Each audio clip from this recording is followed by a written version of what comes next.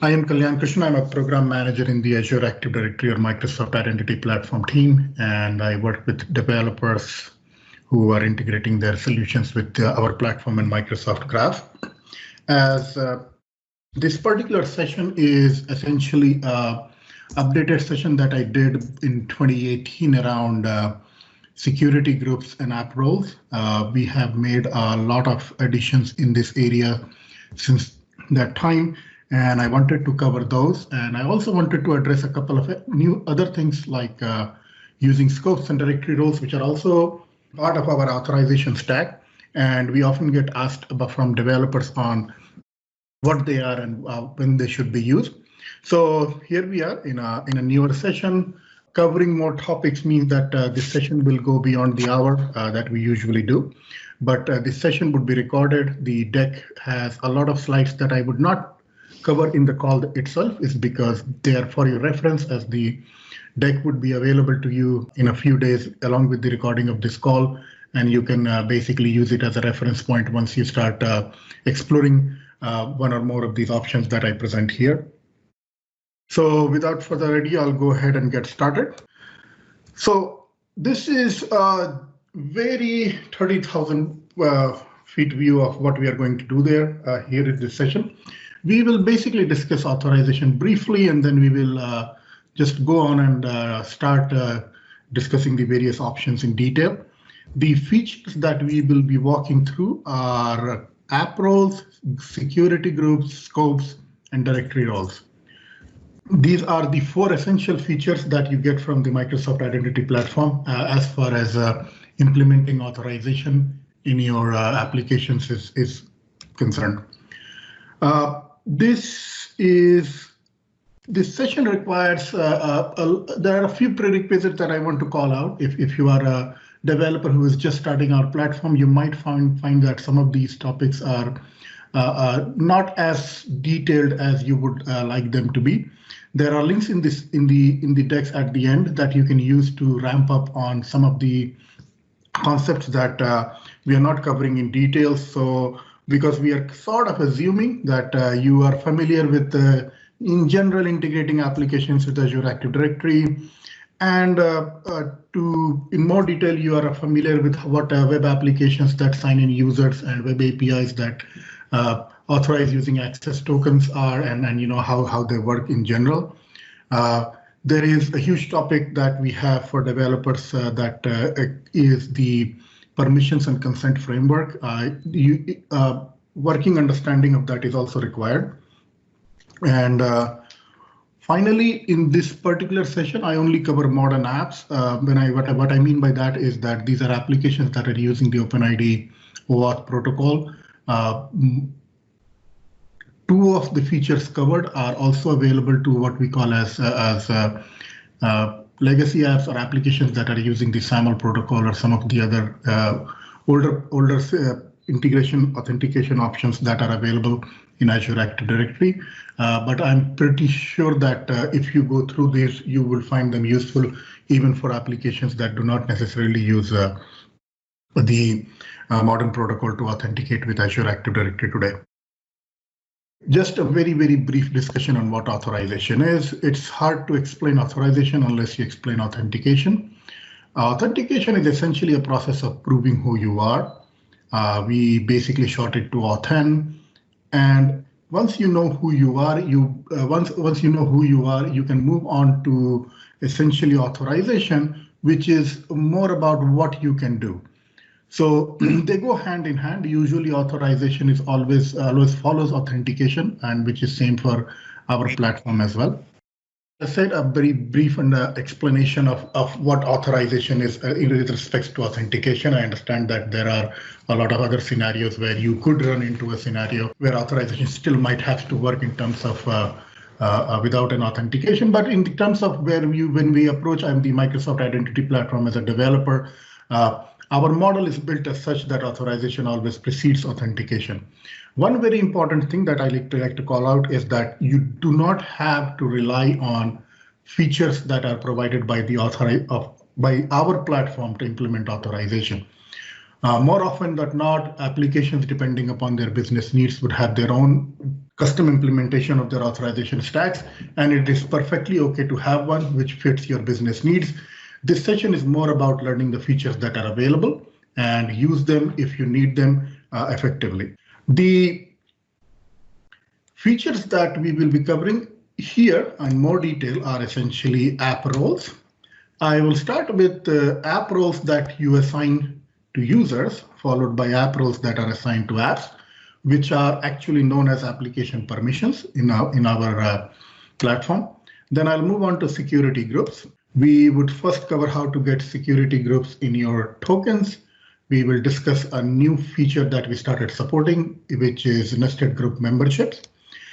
We would also cover application groups, which is the most wanted feature for a very long time, which is essentially how to limit the groups that an application works with and gets in their token. We would still cover a feature called group overage that is still a problem for some scenarios, but not in as much detail as I did in my previous session. Then we would also discuss scopes, which is also known as delegated permissions in our platform. And then we will discuss directory roles, which is another feature that can be used for authorization, although not really as popular as the other listed options. It's still available for you in case you have a specific scenario that needs it. The one question that we often get asked, and which is, what is Microsoft's guidance on using one or more of these? And as I had explained earlier, these features are not meant to be used mutually exclusively. You can use one or more depending on what your needs are. Some of these are required. So for example, if you are integrating a web application that signs in users, you have to declare a minimum of one scope. If you have ever worked with integrated a web application and which assigns users to various roles, then you have used two of these features already. Now, the goal of this exercise is to basically make you aware of the options available in detail and let you choose which ones you want to use according to your needs. Okay, it is perfectly okay to use one or more of them to get an even finer level of control or have a different behavior depending upon if you have applications signing as themselves versus applications that sign in users. So it's never a question about what you should, what should I use? Our recommendation is that you should learn and pick and choose what suits best for you. With that, I will move to the first topic, which is app roles. App roles have been around for a very long time. App roles are used to assign permissions to both users and applications. The one very specific about app roles is that an app role is something that is very specific to the apps themselves. Is in comparison to some of the other features that we will discuss, like security groups and directory roles, which are not really specific to an app, but more specific to an AAD tenant themselves. If you have authorization-specific needs that are scoped to an application, app roles are the best thing to go because they will go away the moment an application is removed, deleted from the AAD registration. The app roles, once declared, assigned, and granted, will be provided to the developers in the roles claim and of the ID and access tokens. And finally, how does it work? If you want to work with an app roles, usually the steps are like this. You would define app roles in your applications manifest. We have some work in progress to remove this requirement where you can use a UI for this, but it's not coming very soon, but it's definitely something that we have in our backlog. Then you assign roles or users or applications to these roles that you have defined in your app registration. You would receive them in the roles claim as explained earlier. So finally, let's talk about the two types of app roles that are available to you. The first one is the app roles that you assign to users. This is probably the most popular option that we have seen developers use and in our platform, and let's talk about them now. App roles for users.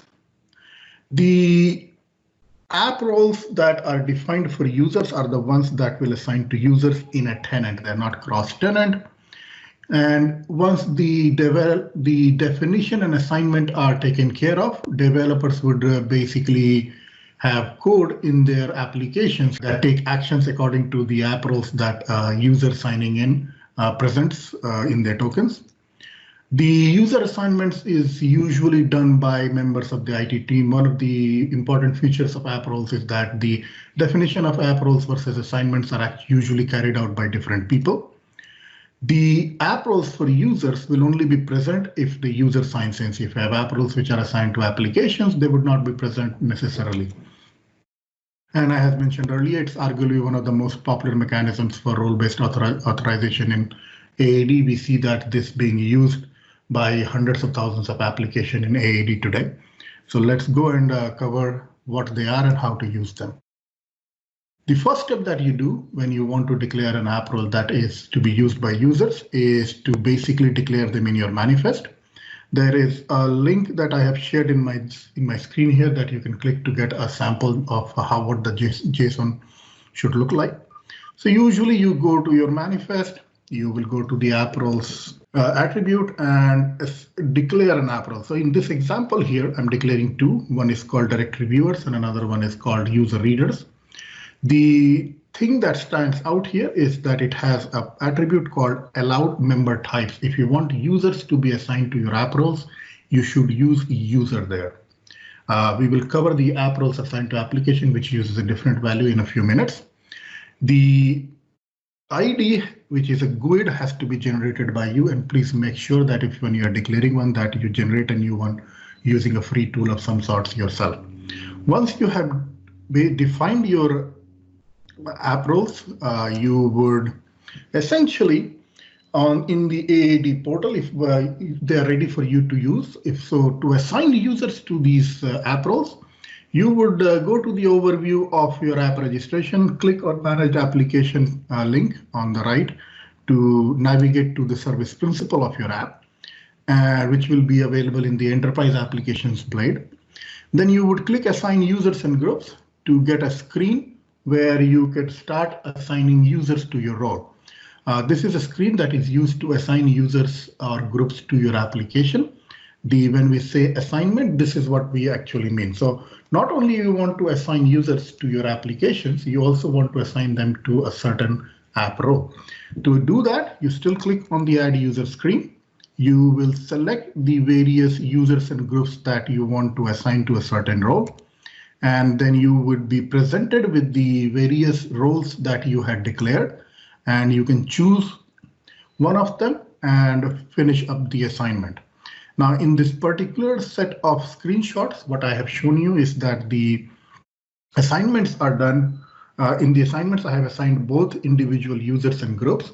Just be aware that assignment of groups to app roles is not available in the Azure AD free edition, and it sometimes comes to surprise folks. You need to have at least Azure AD Premium P1 to be able to assign groups to app roles. Once your assignment is done, the one important thing that developers forget is that you need to switch on a flag called user assignment required.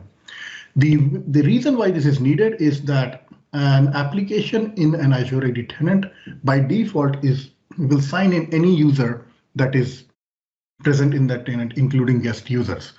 Now, to make sure that the users signing in have the app roles that have been assigned to them, you have to basically ensure that only assigned users, the ones that you worked with in the previous set of screens, are actually able to sign in. For that, you need to switch on the user assignment required flag to ensure that all other users in the tenant are not able to sign in, and thus your application can work with the certainty that all the users who are signing in and presenting themselves to your app have the app roles available in their tokens as well. The roles, if you know how to look into a token, they would be available in a claim called roles, and in this case, the user is a member of the directory viewers role, and thus their token actually has that available here. So the the couple of slides here that I have provided, so which for ASP.NET developers who have been, who are very familiar with the authorize attribute and the new authorization policy that has been that is being promoted by the ASP.NET Core team. So the ASP.NET Core middleware has the ability to process these roles in the token automatically. You don't have to do anything for it. If you are in your startup.auth, you would simply put the role claim type as roles. And in your controllers and elsewhere, you can continue to use your authorize attributes as you have been using. The middleware takes care of actually getting the roles from a token and then making it available for your code. Similar code on how to use it for ASP.NET Core is also provided in this slide here. I will not cover it in details. You can, once the slide deck is available to you after the session, you can use this and other links that are provided in various samples to learn more about how to use it in ASP.NET. For other languages, you might have to look into similar mechanisms that might be available to process claims from the tokens that are presented to an application after a user has signed in. To finish app roles, as just a few more things to take care of, you make sure that you have the user assignment required flag set to ensure that you only sign in users who have been assigned roles. The point that I had covered, that groups assigning security groups to app roles, which is a very good way to ensure that you don't have to work with individual users. If you are a tenant which has hundreds of thousands of them, it's not available in the free edition of Azure Active Directory. I have provided links to a couple of documentation pages that would let you explore this feature in more detail, including how to assign users. And if you want to cover get more details around it, please use the sample provided to learn about them. I will take a break here and take any questions. Hi, Kalyan. This is Preen here. Thanks a lot for this. We are extensively using this particular feature. It's very helpful. So one question on the nested groups. So if we have a nested group and if you assign a role for both the groups, and if the user is present in the child group, so which role will be available in the token? So nested groups are not supported in app roles. That's a good point to ask. It is supported in the groups claims, which I will cover next. The second question that you also had was that, see, the point here is that I'm covering app roles. I will cover groups. So the limitation of 6 groups that you have run into with groups is something that I will discuss in the security groups. Do you want to hold your questions till then? So the answer here is that if you're assigning groups to app roles, group nesting is not supported today. So you have to be cognizant of that. The group nesting is available if you are getting group claims, which are different and which we will cover now. So this is Greg. I've got a question or two. Yes. Does this all work in an Azure B2C tenant the same way? No. So B2C does not yet have support for app roles. It is on the backlog, but unfortunately, I don't have a date for you. Okay. And then second, in terms of creating it, you mentioned that it's usually different roles between like IT and developers as far as applying the permissions. Is it rather easy or not, or are you going to cover it on how we could programmatically do that? Because I often am in making situations where we want an admin within the app itself to assign user-specific roles. So we want to give them that user experience within our app to actually change roles there. And would we still be able to use what you just covered? Yes, you can. So the Microsoft Graph APIs have all the APIs you need to, let's say, build a screen of yourself in your app to do the assignments of users to app roles, including groups. Yes. So I will add a link to that in the deck as well, the actual APIs that you can use so that you can download it and use it. I don't have them handy right now, so I can place it in the chat window. But yes, the entire app lifecycle, including registration of applications, declaration of app roles, and assignment of users and addition and removal of users and groups from the various app roles in a tenant can be done programmatically via Microsoft Graph today. Okay, I have a couple of questions in the chat window here, so I'll just cover them one by one. Do the app roles have the same limitation of 6 that groups have, or not the limitation of groups have? Okay, app roles do not have any limitation on the number you can create today. Now, having said that, there is a limitation of 1,200 items in an application's manifest. So which basically means that if you are working with an application and adding the various properties that are available here, there like owners, various keys and certificates, the total number of entries that can go there is 1,200. So if you start declaring a very large number of app roles, you might just find out that the manifest no longer is able to save your app roles. So it's very rare that we have heard that you need hundreds, if not thousands of app roles. Usually the whole idea of app role is to reduce the amount of authorization under an umbrella. So if you are declaring, let's say, 20 or 40, you are good. Even if you are declaring a few hundred, you can still get by.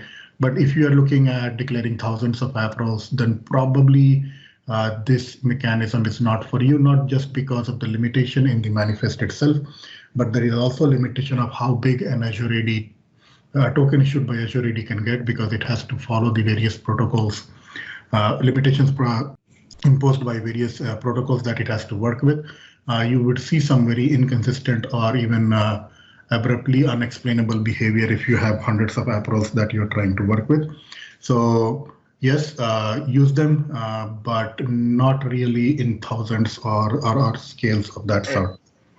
Actually, I'm sorry, I had a question on the app roles before. I think the question was a little more simplistic, I think, than where we're going at it. The thought was, like, right now, we're seeing a limitation on the AD side where if a user is assigned to more than 6 groups, then it says that they're part of group and we have to make a separate API call rather than pass in the token. Is that limitation when you pass app roles within your token?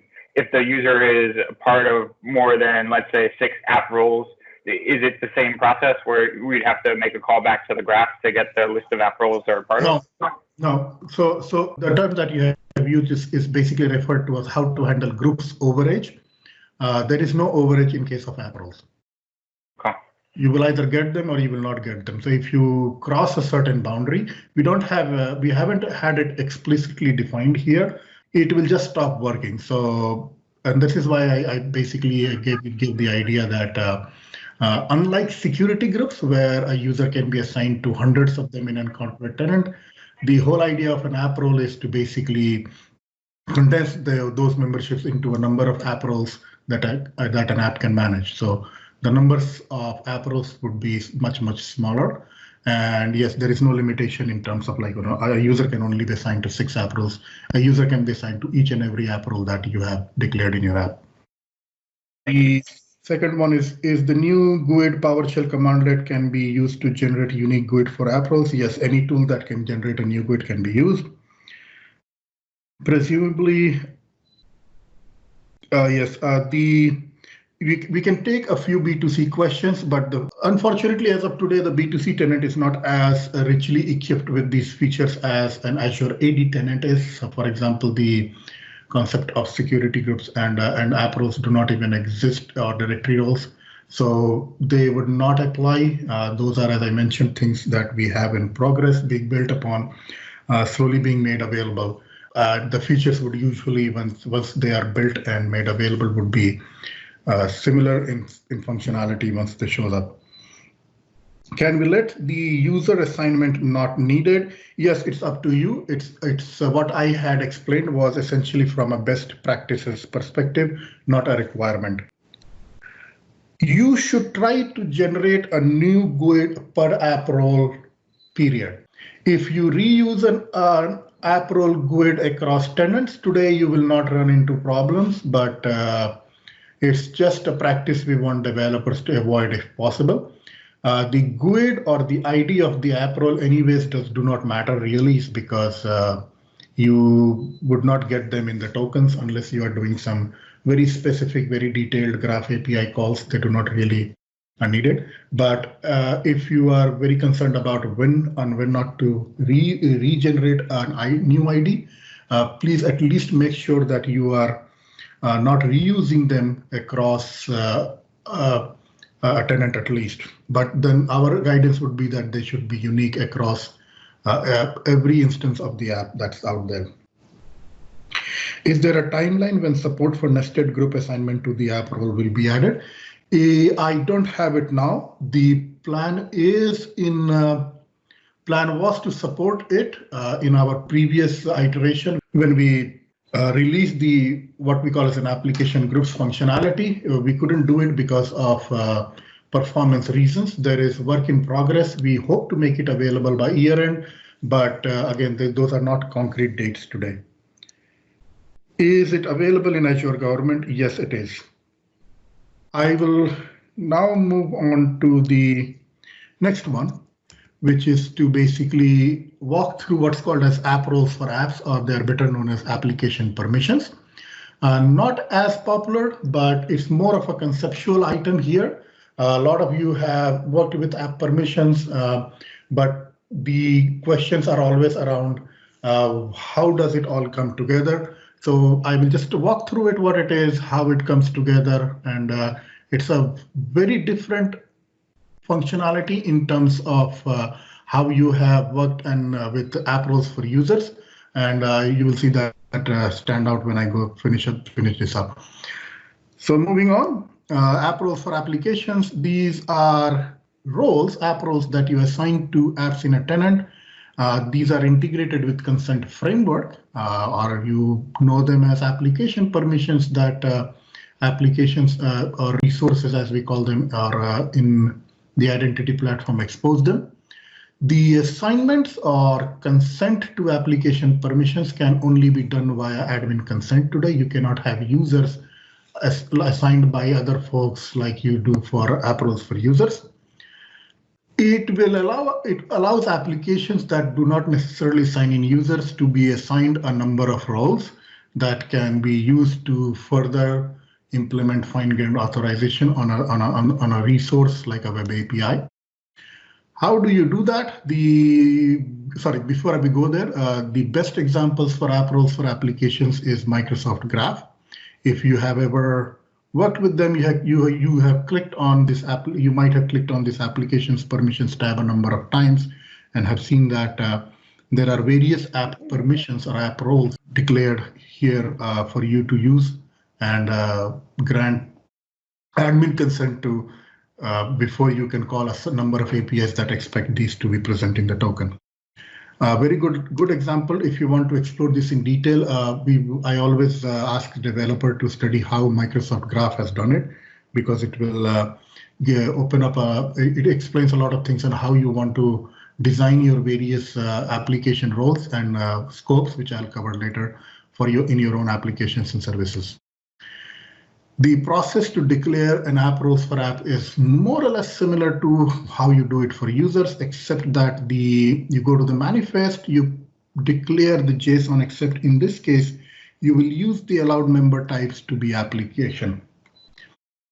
Once you have done so, you will basically start assigning those by actually going to a client application that needs these permissions. So in this case, the permission was, so the application where you are declaring these is the API. And then you would go to the client application, which is a different application. You will say, I need to add a permission. Locate the API where you have declared the application permission.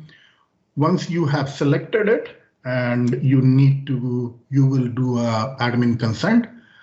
And after that, once the client application obtains an access token for this API, this is the format that you need to use in AAD v2, which is to basically append a .default at the end of the scope request. Once you do this, you would get the roles or the app permissions in the roles claim as well. The important bit here is that you need an admin consent to assign roles to app, and you cannot ask for individual app roles today, simply because the way Azure AD is built in, the consent happens once for all the app roles that are requested, and you would always get, using default, the roles that were admin consented successfully in a tenant. So do not assume that you will get all the roles that are declared, and this is how APIs are able to expose app roles and let the client applications use them. This is how you have been, if you are a frequent user of Microsoft Graph, this is how you have been using it for a very long time, except that you might not know how it all works internally. If you, in your API, you can use whatever way you want to verify the app roles that your API receives. So for example, in this case, I am using the authorize attribute again on my web APIs controller to control access to certain API calls depending upon which roles the client application has been assigned to and admin consented to in a tenant. Yep, yes, the app roles for application use app roles to let applications request granular permission. Learn from Microsoft Graph, the best example out there. They will be available to you once the administrator consents. There is a scenario documentation and sample that we have listed out here for those of you who want to explore application permissions in more detail. Any questions on app roles? Okay, I'm looking at the chat window here. Is it possible to automate the configuration scopes from the ARM templates? And not today. So there is work in progress to support Azure AD's application API, which is the API that is used to create and update applications and service principals in the ARM templates. Again, it's something we have on our backlog. It's not something we have yet taken up for development, but yes, it will be available soon. I'm afraid I don't have dates for those either. The company admins have done something with the admin consent that is blocking my ability to sign in with some MS partner websites. There is a number of links that I have provided in my deck at the very end, which lists the various options that you have available as a developer or an IT pro to reach out to Microsoft support and other channels to get help. Because it will be available in a few days, the easiest way to get through this is to use the Stack Overflow channels. If you are a Microsoft contract employee, there is an internal Stack Overflow that you can use, or you can use the external Stack Overflow till then. Other options would be to open up tickets or speak to the IT admins themselves to resolve you on your problem there. No more questions.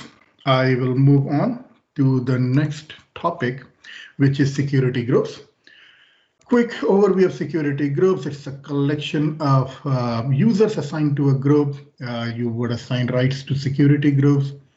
The security groups in AAD could be created and maintained on the Azure AD or on cloud themselves, but a very popular option also is security groups that are synced from on-premise. Those are very peculiar item here in a way, because we will be discussing a lot of features that are only available to security groups that are synced from an on-prem AD to the Azure Active Directory. Thus I wanted to call them out. Security groups are not like app roles. They're not tied to an application. They are used for a number of other activities like conditional access and other features to assign various features and functionalities to a group of users automatically. Security groups are not something, memberships are not something that developers would usually manage. They are done at a different level, usually by the IT staff or a group owner. You, as a developer, you can code for a group permissions if you know it to be available for sure.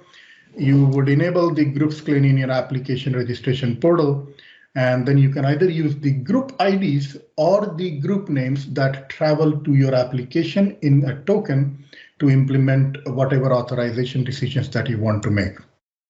So how do you go and enable your applications to receive group claims? So in your app registration, you go to token configuration. So this was something that earlier you could only do with the app manifest. So this is another feature that we have added where you can do this via the UI itself. So on your app, you would click on token configuration. You will find a button called add groups claim. And once you click on that, you will see a lot of options available to you. To get groups in your token, you will choose security groups. It has various options. If you click on just security groups, you will get all the nested group memberships as well now. So this is another feature that we added. The other features that are also available are directory roles, or if it makes sense to you, you can choose an option called all groups, which will also give you all the distribution lists that are available in a tenant. And it will also give you directory roles, which are basically built-in roles that users are assigned to in an Azure AD tenant. I'll cover it in a little bit more detail at the end of this session. The final and the most important bit that we finally brought up is the groups assigned to an application. Instead of getting a list of all the groups that a user can possibly be assigned to, which usually runs into hundreds and often cause a problem called a token token overage, you can choose which groups your application wants to work with. And only if the signing in user is member of one of the groups that you have listed would they be made available in the token that your application receives. So going forward, this is how typically groups claim looks in an Azure AD token. In most aspects, you would actually get group IDs instead of group names. We are working to address that as well. Actually, we have partially addressed it, as I will cover it in a second.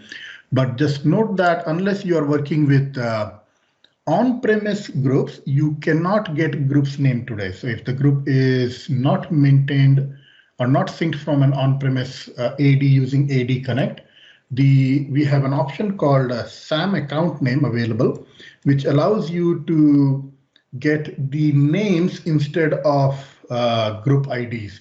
So in the token. So for example, once I have made this selection, in my groups claim, I'm getting the actual names of groups, which, to be very specific, it's the SAM account name attribute of a group in my claims.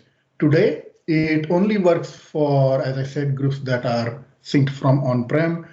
We want to make the group names available for cloud-only groups, but it's not something that's coming up in the recent horizon.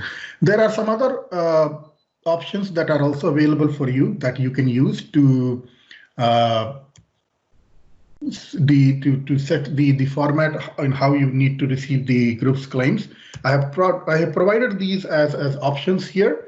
I'm not going to cover each one of them in detail, but once the deck is available, or if you can use the links provided in the doc, you could you can actually pursue them in your own time, the more detailed features. So finally, just remember that when it comes to group claims, the features differ between groups that are maintained on-prem versus the ones which are synced from on-prem versus the ones that are cloud-only.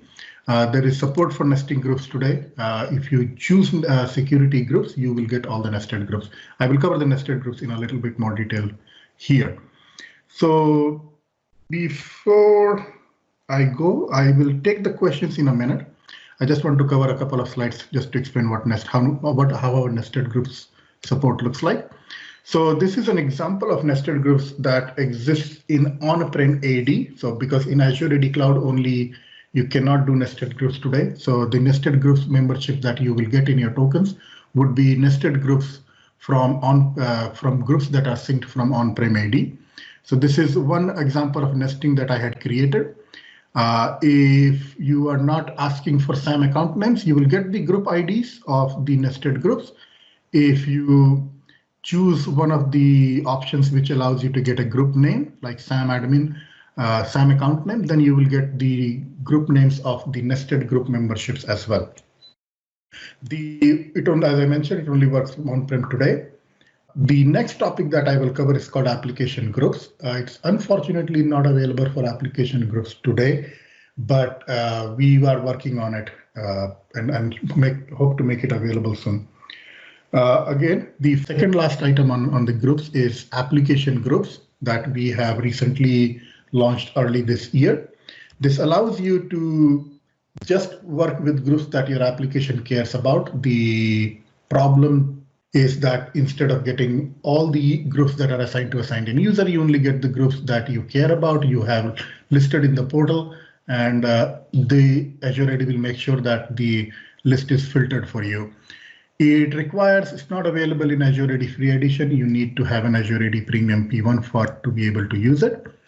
It helps you to avoid or program for token overage scenarios. The user assignment required flag is still advised in case of application groups because it will ensure that you do not sign in users which are not assigned to one of those groups that you want to work with. Otherwise, you might get some inconsistent results. We were not able to build the nested groups functionality in application groups around its release, but it's something that we are actively pursuing and hope to have it available sometime late this year. How do you configure your applications to use these group filtering? You would choose the fourth option, which is called groups assigned to an application.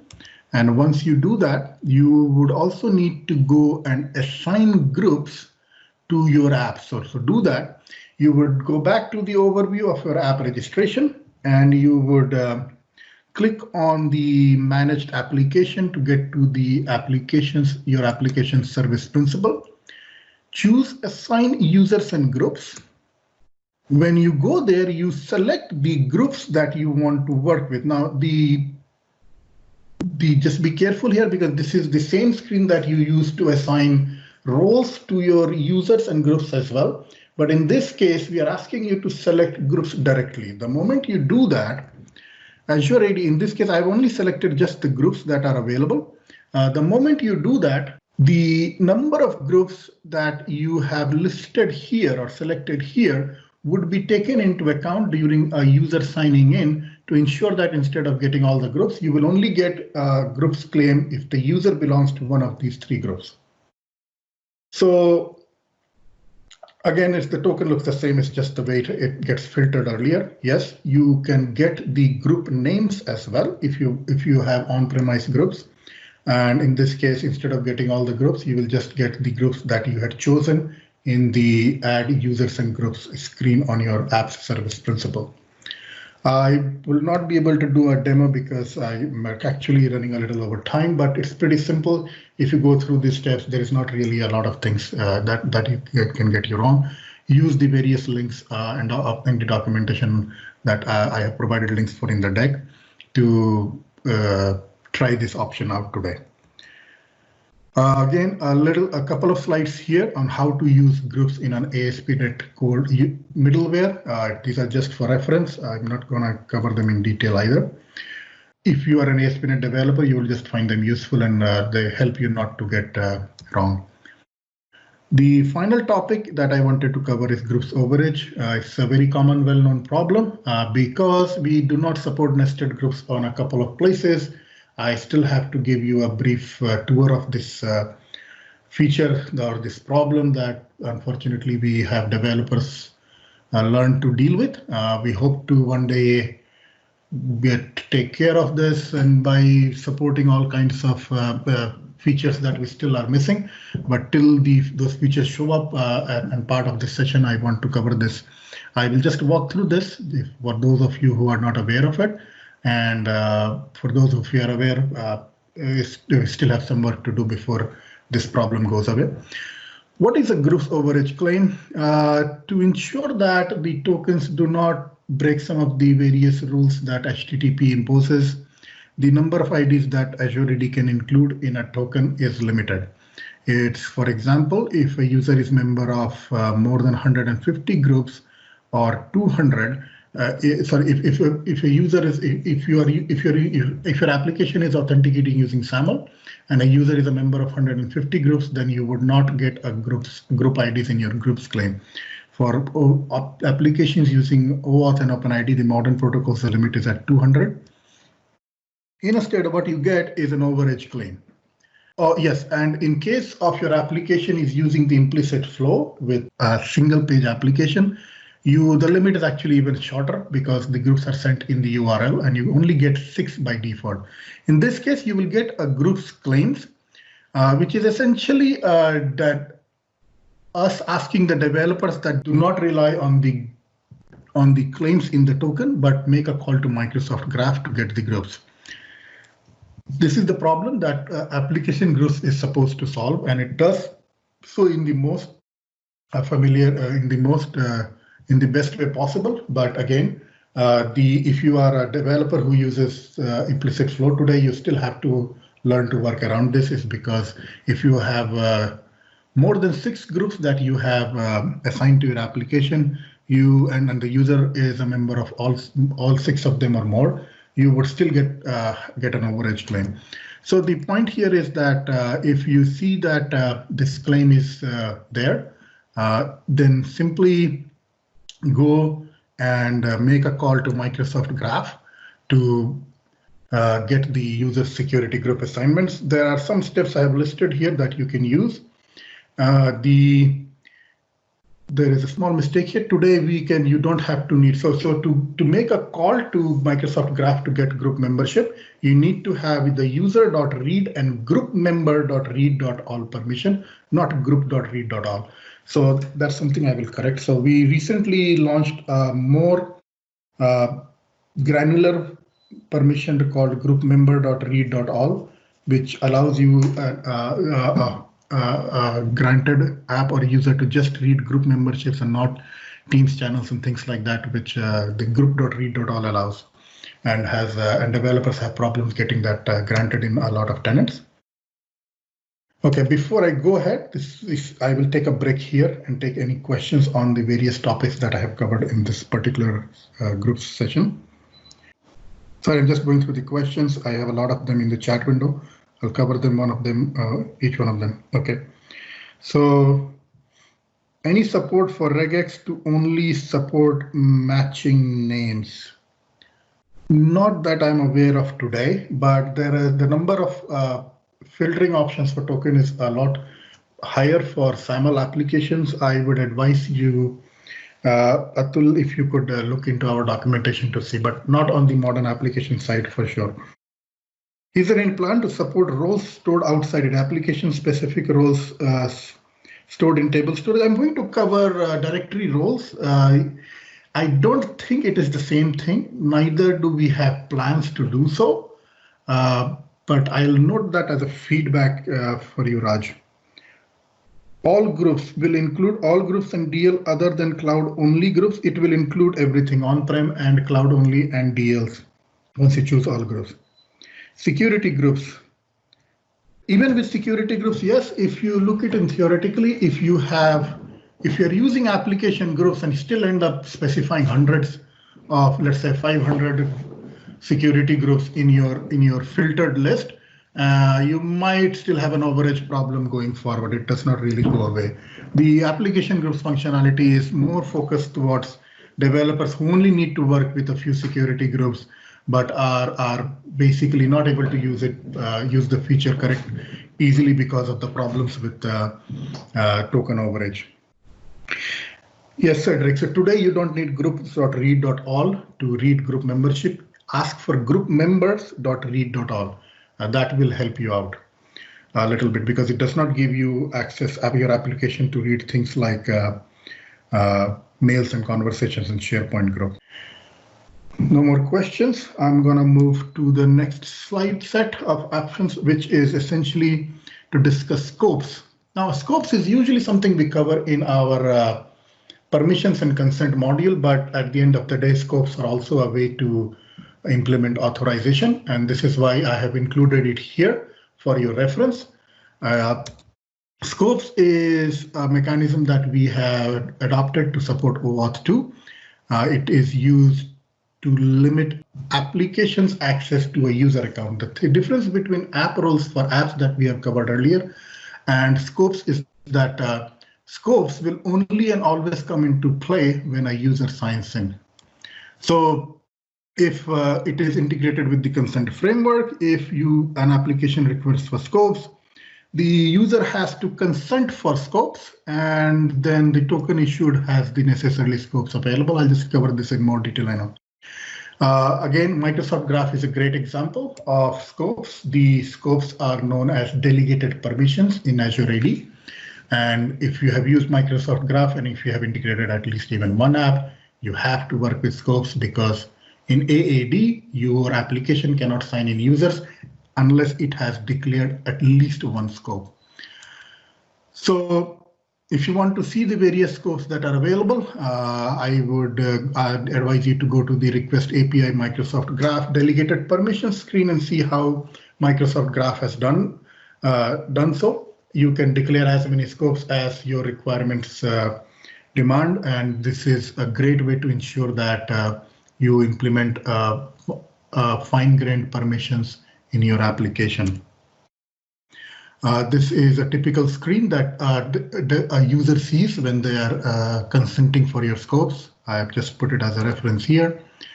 Once your application signs in and a user provides consent, your scopes are provided in the SCP claim. So in this case, you have a set of standard scopes defined by OpenID, and in this this is a token that is for Microsoft Graph. So you see a Microsoft Graph specific scope called user.readbasic.all also being made available to your app. So how do you go about it? So when you are a developer and you want to expose one or more scopes, so this is a set of steps. You go to expose an API on your app registration screen, click on add a scope. You give it a name. You can have a scope that can be consented by users, or you can declare a scope that can only be consented by admins in a tenant. You provide a bunch of descriptions, click add scope.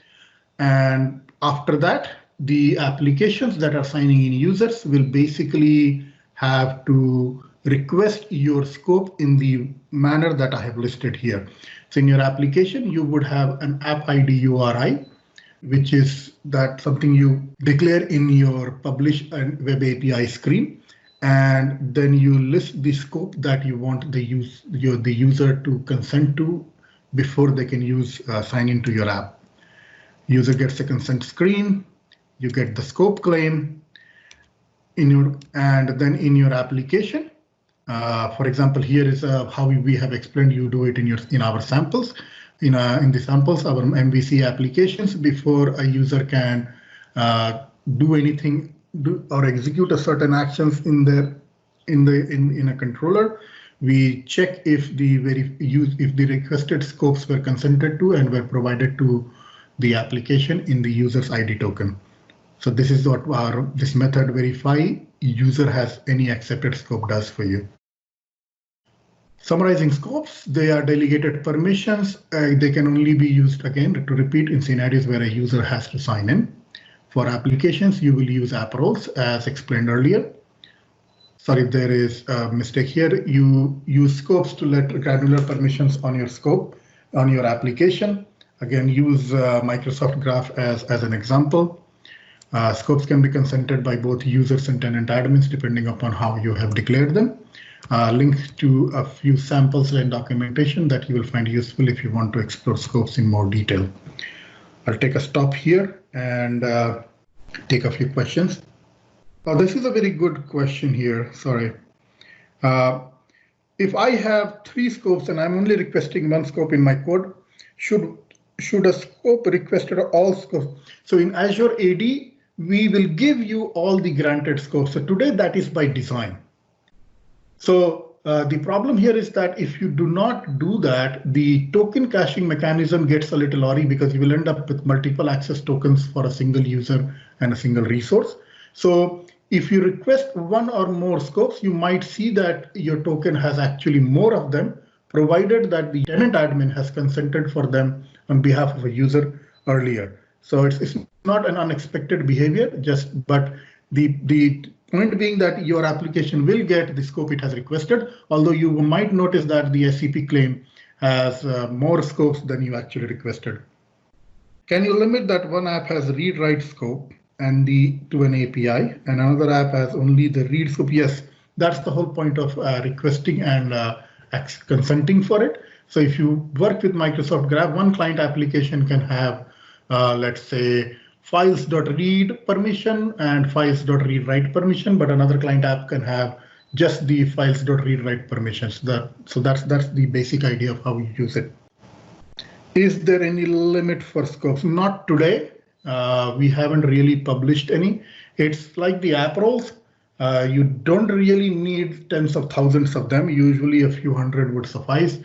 And those are something that we can manage within our current set of limits. If you are declaring one too many scopes, one thing that you should be aware of that while Azure AD would not stop you from declaring like 100 scopes, at most Azure AD will not prompt the user to consent for is 50 scopes. We have problems in that area is because the consent screen can only be so big. We have to support everything from small mobile devices to desktop and computers. So yes, if you are requesting users to consent, just note that they will not be able to consent for more than 50 scopes at a time. Is there a way to include data from other business systems that would include metadata? For example, what projects? So Ishmael, this is something that we have on our roadmap. It is actually being actively considered today. It will be available soon. So the answer is no, it is not possible today to include your custom claims in a token, but it should be something that will show up as an available feature for you in near future. Anuj. When scope is user.read profile in Get80, how can I request access token for my app as audience using V2? Like we can do it for a specific client ID. So in your scope, Anuj, if you go back here. So in your code, as I said, to specify a scope that your application has, your application of Web API is registered, you have to append the app ID URI. So in this case, my app ID URI is https://kkmsftad.onmicrosoft.com/mywebAPI. Then I provide the name of the scope, which is access as user. So this is a very good call out. Yes, if you do not provide the full URI, Azure AD will basically default to Microsoft Graph. It's just a usability feature that you should be aware of. And thanks for asking it out. I'm going to add it as a note in this slide before we publish it. Going forward, we'll cover the final topic before we finish up, and that is how to use directory roles. This is a recent feature. It's not really that well used outside Microsoft today, but we just want to know in this session that those are available for you if you are interested. I'll just cover what these are. If you find them useful, do use it in your apps or use the other more popular and more well-known mechanisms that are there. Directory roles are essentially roles that are assigned to users and applications. In this case, we'll only cover the roles that are assigned to a user. So this is a user who has been assigned a role of global administrator in a directory.